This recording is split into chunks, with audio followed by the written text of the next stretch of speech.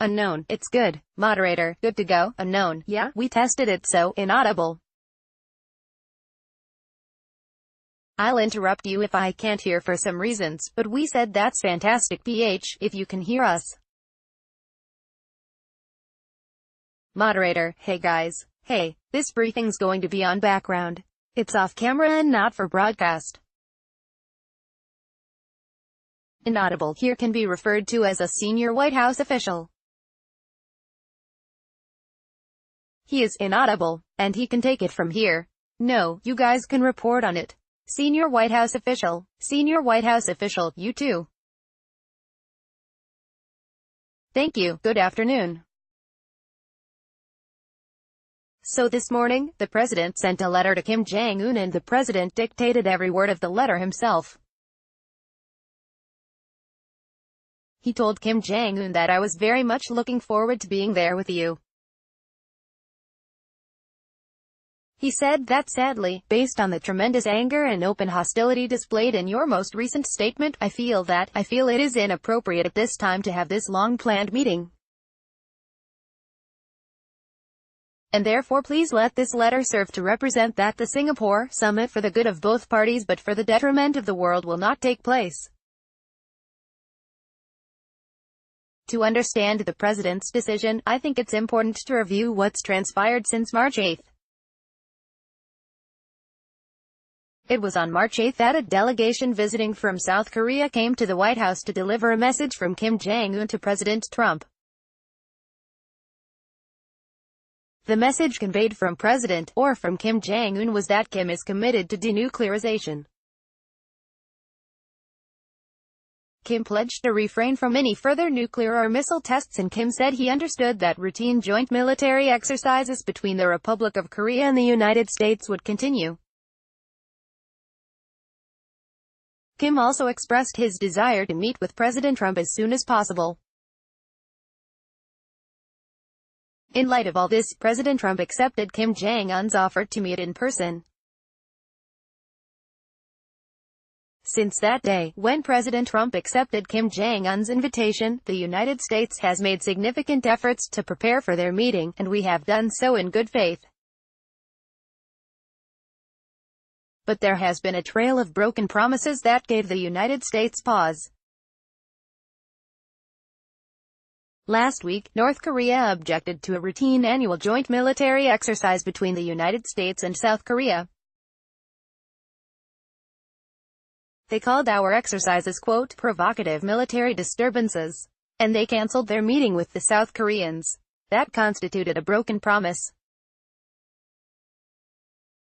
On Secretary Pompeo's second trip to Pyongyang, North Korea promised, too, that the two sides would meet in Singapore last week to jointly work on logistical preparations for the summit. The White House sent its Deputy Chief of Staff, who leads White House planning in advance of presidential visits, and his advance teams to Singapore. They waited and they waited. The North Koreans never showed up. The North Koreans didn't tell us anything, they simply stood us up. And today, to great fanfare, North Korea claims to have destroyed its Punggye-ri nuclear test site. And we certainly hope that that's the case, but we really don't know. What may be news to you is that Secretary Pompeo and the South Korean government were promised by the North Koreans that international experts and officials would be invited to witness and verify today's demolition. But that promise was broken. Instead, journalists were invited, and we will not have forensic evidence that much was accomplished.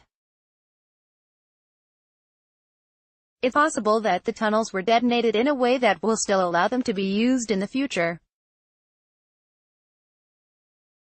And I think Ben Tracy of CBS News said it best. I just saw a report he filed. He said, quote, the problem is we're journalists.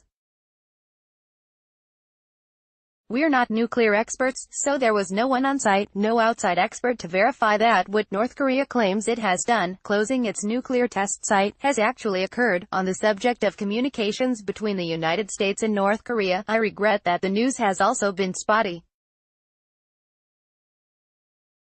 The United States has over the past week made numerous attempts to communicate with the North Koreans, but they have not responded. Senior White House official. In fact, the first communication that we've received in a week arrived last night in the form of a propaganda release, in which North Korean regime issued a statement threatening the United States to, quote, meet us in a meeting room or encounter us at a nuclear-to-nuclear showdown. The letter claimed that North Korea would. So this strange lack of judgment, combined with the broken promises over the past weeks in North Korea's suspension of direct communication with the United States, suggests a profound lack of good faith. The president was always clear that he was prepared to walk away from this meeting, and he has kept his word. The president, in his letter, showed that he remains open to meeting Kim Jong-un someday, but the president's overarching goal isn't a meeting. It has always been the denuclearization of the Korean Peninsula, and the president will never compromise the safety and security of the United States or our allies. And with that, I'd be happy to take some questions. Yes. Question. Inaudible. Clarifications real quick.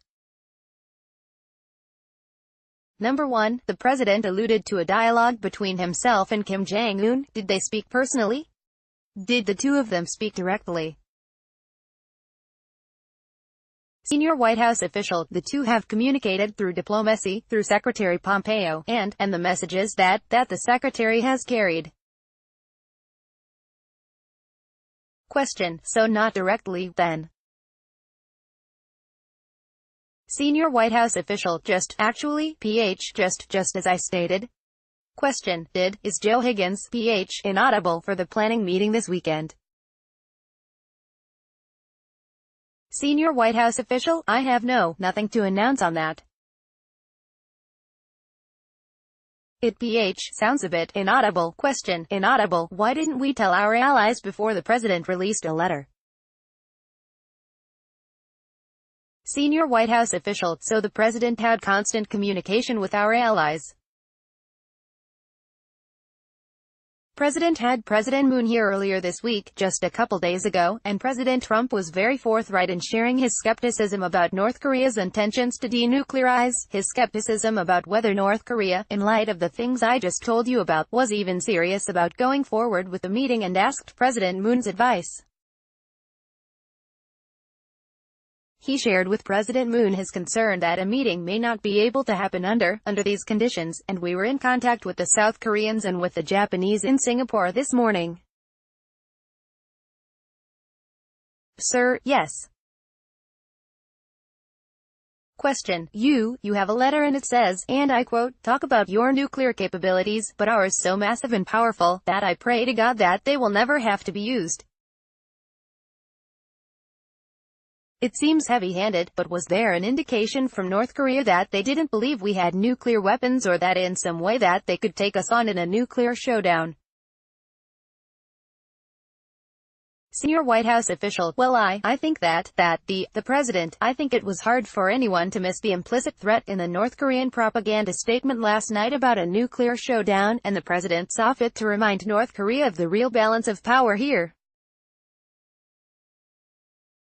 Inaudible. Question. Our. Well, inaudible. Can I just clarify really? So it is the government's stance, our government's stance, that we believe that North Korea was trying to challenge us in a nuclear showdown. Senior White House official. You can interpret how you want, but with what the North Koreans wrote, but the president's letter I think speaks pretty clearly for itself. Sir, and then I'll come over to this side. Yes. Question. What conditions will the president need to see in order to have his summit back on, either on June 12 or in the future, especially given now that the North Koreans have shown that they will negotiate and act in bad faith, as he said? Senior White House official. Yes, so we'd need to see, I guess in some ways, the opposite of all the things that I just described that have taken place over the past couple. Audio gap. Mark PH. Question. Inaudible. 1. What importance, if any, do you attach to John Bolton's discussion of the Libya president and North Korea's strong reaction to it? And then secondly, the president has twice alluded to the second meeting that Kim had with President Xi. What happened at that meeting that makes the president think that somehow North Korea's tone changed afterwards? Senior White House official: yes, you know, I would refer all of you actually to take a look at the statement that a North Korean official put out a week ago. This is the 16th of May statement, because if you look at it, what he was objecting to was not just a comment by any American official, he was objecting to a litany of things, including the, quote, complete, verifiable and irreversible denuclearization of the peninsula. He was objecting to U.S. statements calling for the total decommissioning of nuclear weapons. He was objecting, in that statement, to comments about the importance of the unilateral nuclear abandonment on the part of North Korea. So complete, verifiable, irreversible denuclearization. It's a mouthful, but it should be a familiar mouthful, because that's been U.S. policy going back to the George W. Bush administration. This has been our policy all along, so how can North Korea, a few weeks after an inter-Korean summit, how could it declare that it is moving forward with the goal of complete denuclearization, but object to denuclearization in a statement 2 weeks later? It's a head-scratcher. Ma'am, yes. Question. Inaudible. What about the inaudible senior White House official? I mean the president, as you alluded to. I mean the president's made some public comments about his sense that after the second meeting between the Chinese and North Korean leaders, there was a shift in attitude. And we can only speculate as to exactly what was discussed or why that might be, but the shift in attitude did not go unnoticed by the president. Ma'am, and then, inaudible. Question. First off, can you just kind of tell us, why this is background, bracing, inaudible, given the I think, the gravity of the information? Senior White House official: you know, I think on the one hand, you have the president speaking today, now not only through this letter, but also in his comments at the top of the bill signing. Let the president's remarks stand. Inaudible. Secretary Pompeo has been speaking today as well. So we are trying to give you a little context on background basis, yes. Inaudible. Question. Can you clarify how much closer we are today, or are we closer to a military confrontation? I mean after the inaudible senior White House official: yes, nothing to say in that respect. What I would like to highlight is the president's comment today that our policy remains what it has been since the beginning of this administration, when we undertook a policy review in the first days after the president took office. And that is a policy of maximum pressure, and that is going to continue. Sir, yes. Question. Can you clarify that the president announced the letter and inaudible summit is called off? But then later, he said it's possible the existing summit could take place, or a summit at a later date. Is he saying that it's possible that June 12th could still happen? Senior White House official: that's question. Inaudible senior White House official: I think that the main point, I suppose, is that the ball is in North Korea's court right now, and there's really not a lot of time. We've lost quite a bit of time that we would need in order to, there's been an enormous amount of preparation that's gone on over the past few months at the White House, at state and with other agencies and so forth. But there's a certain amount of actual dialogue that needs to take place at the working level with your counterparts to ensure that the agenda is clear in the minds of those two leaders when they sit down to actually talk and negotiate and hopefully make a deal. And June 12th is in 10 minutes, and it's going to be, but the president has said that he has, someday, that he looks forward to meeting with Kim.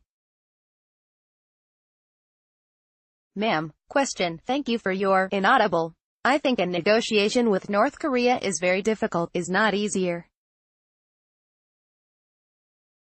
But before President writes these letters, have you ever countered PH with South Korean? Inaudible. Senior White House official. Yeah, so I referred to the discussions that the president's been having, including this week, directly with President Moon. You know, the president was briefed by his staff last night on this statement when it came in. The president took it in stride and slept on it, and he gathered his national security team together this morning. He met with the vice president. He met with the chief of staff. He spoke with Secretary Pompeo and with John Bolton, and after considering it, he dictated this letter. Ma'am? And then I'll come to you. Question. Thanks.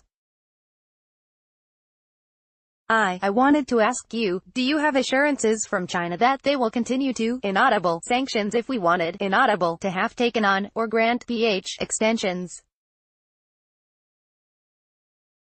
Do you have assurances that those will now continue? And what is the message for Iran, that Iran should take away from the president's response to Kim? Senior White House official. Yeah, in terms of China, yes, we do have assurances. China helped co-author and passed unanimously, with the other Security Council members at the UN, these UN Security Council resolutions that have all come into action over the course of 2017. So all countries, all UN members must abide by those resolutions, and we'll be watching closely to ensure that they do. You know, the Iranians can draw from this whatever they like. I think the president's policy on Iran has been quite clear, and he's made good on the promises he made as a candidate, and in his first days of office after carefully reviewing the JCPOA and the progress there, he made his decision recently on it. Sir, yeah? Question. 2 questions, one on South Korea, and one on Vice President Pence. You talked about the constant communication and work with the South Koreans, and yet, before President Moon arrived here, en route, his national security advisor placed the probability of this summit at 99.9%. That was just a day and a half ago, okay? It seems like there is a disconnect in expectations there. That's pretty significant. Senior White House official. Yeah? Question. Point 1. That's Senior White House official, right? Question. I'd like you to talk to us about that. And then secondarily, can you give us a sense of how much the personal language, referring to the vice president specifically, played into the president's consultations last night and decision to cancel the summit? Senior White House official, right. So when President Moon and President Trump had the option to talk in depth about this, as I'd mentioned, we were able to convey to the South Koreans some things that they may not have been aware of in our own diplomacy and engagement with the North, some of the problems that we were encountering. And you know, I can't speak to probabilities that people were assigning. I think that the South Koreans certainly were well informed by the president about at that luncheon, and in his one-on-one in the Oval about the growing skepticism about the direction that Kim was bringing. Question. Inaudible. There was a disconnect as to what they were perceiving, and what this administration was perceiving before that. Senior White House official. I think there was hopefulness on the part of the South Koreans, as well as on the part of the United States, hopefulness on the part of the president that, in fact, this summit would take place, and that it would be a success. For it to be a success, denuclearization has to be the end state. It has to be the outcome that we would reach through the course of that dialogue, and the process that would follow. Question. Inaudible. Aspect of this Senior White House official, yeah, I mean, I can only say that was one of several pretty odd judgment calls on the part of North Korean officials to attack the vice president. And it wasn't the only odd judgment call that was reflected in that letter. There was the talk about a nuclear showdown. Question. Inaudible. Harmful in this context, it would appear. Senior White House official, it wasn't helpful, I can tell you that. Yeah? Yes, ma'am. Question. Thank you so much. Just two quick clarifications and a question. Like, you said you've been in contact with the Japanese and South Koreans this morning. Does that mean that the president himself directly called President Moon and Prime Minister Abe this morning? Senior White House official, no, we had dialogue just below the president's level. Sir. Question. I'm sorry, Senior White House official, let's stick to one each, just so I can get to more of you, if you don't mind. Yeah? Question. Thanks. Inaudible. With regard to the maximum pressure campaign, are there plans to impose additional sanctions on North Korea in the next few weeks? Now this comes up. Senior White House official, well, you know, our Treasury Department is constantly evaluating intelligence as it comes in to look for targets, that is, people who are, and companies and entities and ships that are violating U.S. law, as well as the UN Security Council resolutions. So that is a constant process. It's like painting the Golden Gate Bridge. It starts peeling as soon as you finish, and so you have to keep a new coat of paint going just to maintain a certain level of pressure. And the goal here is to achieve maximum pressure. We're still short of that, sir. Question. Thanks. Inaudible. I want to ask you, based upon what the president put out in that letter, and also, based upon what the president said earlier, he's clearly open to the idea of meeting in the future with the North Korean leader. But going forward, from the administration's perspective, why believe anything that the North Koreans have to say? Senior White House official, in part, the president wants to give every opportunity to a peaceful resolution of this crisis. The president wants to see North Korea fulfill its potential as a member of the community of nations, as a nation filled with resourceful, smart people who have suffered enormously under that ideology, and under that system. The president wants to give every opportunity for the right outcome by North Korea, by its people, and by the United States and our allies. And so the president, has been willing to keep the door open from the beginning to a dialogue process, and he continues to do so.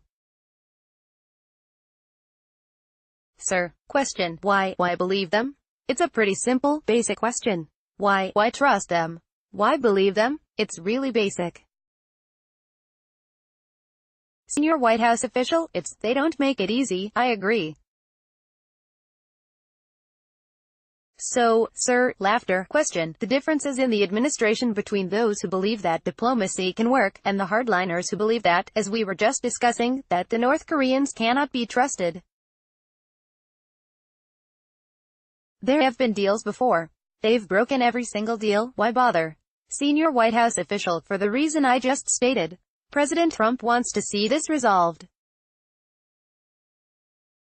He has made a pledge to the American people to keep us safe from nuclear threat that has been growing and gathering for, now, 3 decades in the hands of a rogue regime.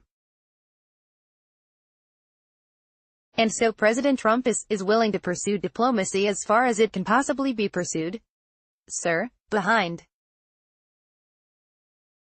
Question. So in his letter, President Trump called the dialogue between him and Chairman Kim the only dialogue that matters. Normally, a summit like this would follow extensive preparations and talks at the ministerial level and so on, up and up and up until getting to the point that the two heads of state would meet. And, obviously, the president responded to Chairman Kim's invitation. But that having not panned out, is there any effort or desire on the part of the administration to, maybe, do this the way that other summits like this would normally be done? Start at the bottom and work up to a head of state meeting as opposed to giving them the worry of that right away. Senior White House official, yeah? Well, the format you just explained hasn't resulted in denuclearization of North Korea despite numerous agreements that have been made declaring that variant state, agreed by both sides.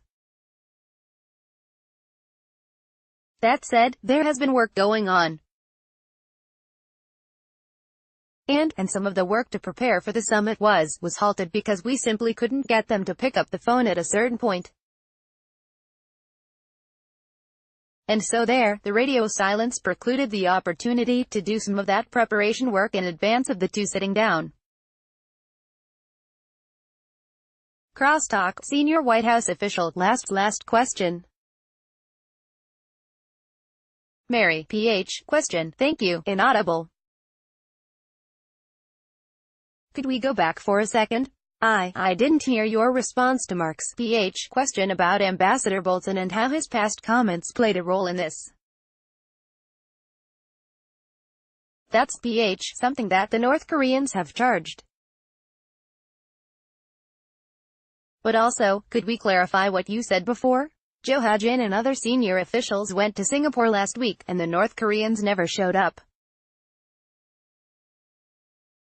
They simply stood him up, he said.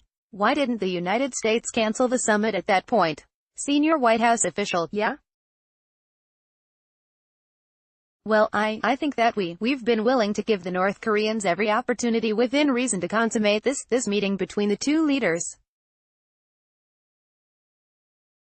And it was one of several cuts that led to the president's decision this morning, inaudible, that letter.